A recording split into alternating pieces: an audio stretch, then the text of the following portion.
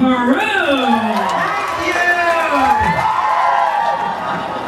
No, it is a gay miracle that I even made it here today. I only arrived 3 hours ago, but fortunately I'm like Wonder Woman. I can just spin and I became Coco Peru.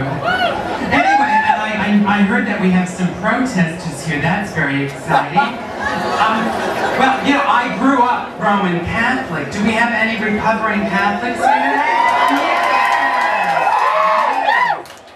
You know, one of the biggest mistakes of my life occurred when I decided to transfer from public school to Catholic school.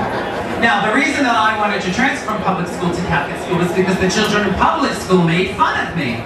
So I thought the children in Catholic school would be nicer, well, because they're Catholic, and being raised in the ways of Christ Almighty, and because they were closer to the church, physically. So God had a nice little view of them. Oh. Silly, silly, silly, silly, silly Coco. You see, these children were even worse because they were repressed and bitter about it. Well, no wonder when you had a teacher like Sister John Mary. Name? And I remember a lesson she taught us. She said to us one day, you know, kids, all premarital sex is a sin. And at your age, to even think about sex is a mortal sin. And you all know what a mortal sin is now, don't you? Don't you?